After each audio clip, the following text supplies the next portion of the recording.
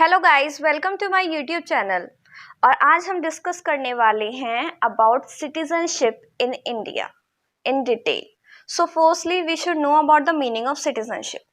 The population of a state is divided into two classes, means there are two types of people living in a country, that is citizens and aliens. Now here is a need to understand the difference between citizen and aliens. So firstly, citizen is a permanent resident while aliens are a temporary resident. B. Citizens enjoy political rights while aliens do not enjoy political rights, they enjoy only civil rights. And thirdly, citizens have their own passport of a country while aliens have passport of another country. Now, there are two types of aliens living in a country. Firstly, friendly, and second, enemy. Friendly, we can say about Sri Lanka, and enemy about Pakistan. There are some constitutional rights and privileges which are given only to citizens. Firstly, some fundamental rights such as first Article 15, which is right against discrimination. Secondly, Article 16, which is equality of opportunity. And third, Article 19, which is a right to freedom. Citizens also have right to opt certain offices such as of President, Article 58A, Vice President, Article 66A, Judge of Supreme Court, Article 124(3), and High Court 217(2), Attorney General, Article 76(2), Governor of State, Article 157, and Advocate General, Article 165. यानी कि ये सारे इन सभी offices में citizen of India काम कर सकता है. Other than that, the citizen has a right of suffrage. Suffrage means giving votes for election of Lok Sabha and Legislative Assembly according to Article 326 of Constitution, and has a right to become a member of Parliament according to Article 326, and of a legislature of a state according to Article 191D. All these rights are denied to aliens whether they are friendly or enemy aliens. But enemy aliens suffer from a special disability, that is, they are not entitled to the benefit of provisional procedures in clause 1 and 2 of Article 22 relating to arrest and detention if a person is found guilty. Now here a question arises that who can become a citizen of India?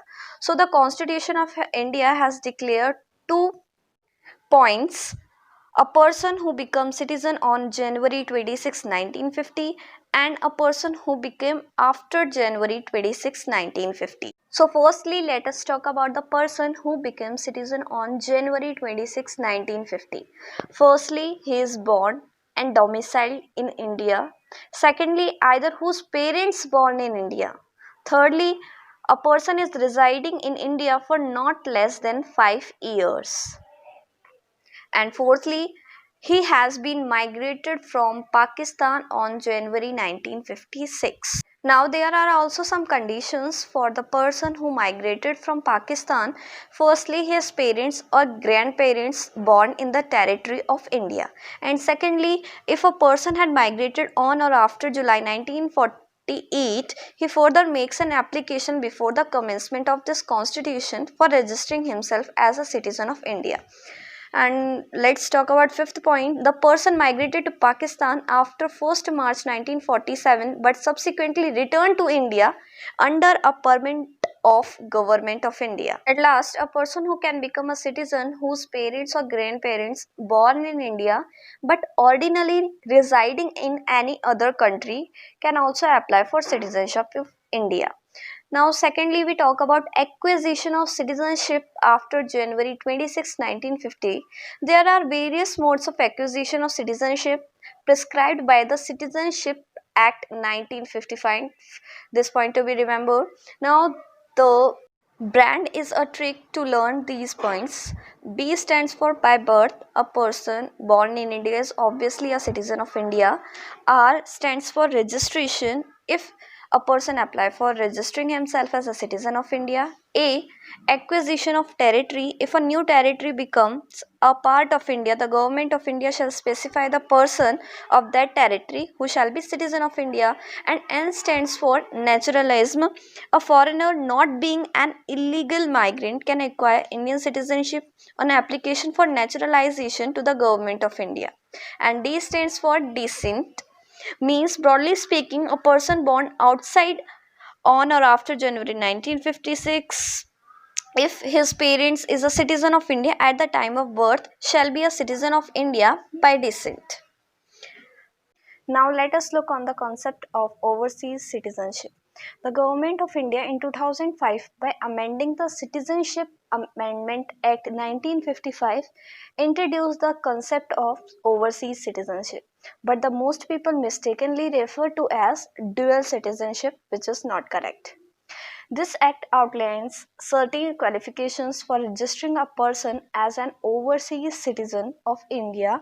These are firstly a minor child whose parents are Indian citizen, or a spouse of foreign origin of an Indian citizen or of an overseas citizen of India, or thirdly great grandchild of a person citizen of other country but meets one of the several conditions.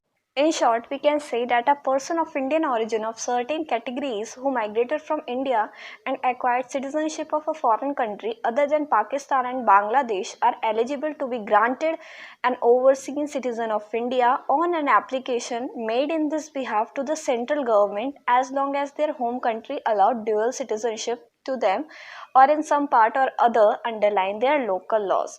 Now there are also guidelines by the government that if a marriage dissolved by the court and the spouse enters into another marriage, the overseas citizenship is lost.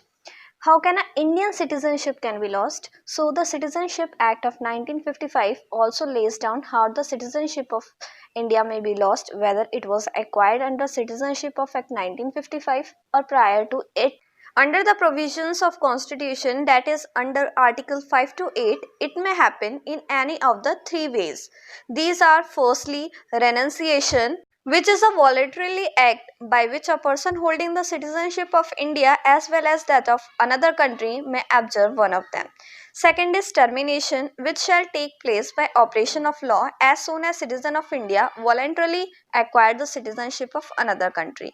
And third is deprivation, which is a compulsory termination of a citizenship of India by an order of Government of India. For example, the person acquired the citizenship by fraud. Now let us understand the concept of single citizenship in India. Though federal, India provides for one citizenship, that is citizenship of India.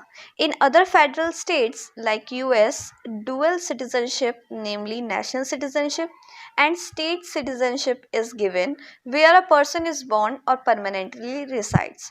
But in India, there is only one citizenship, that is of citizenship of India. In India, the constitution recognizes only one domicile. According to Article 5 of the Constitution, it is clear and explicit.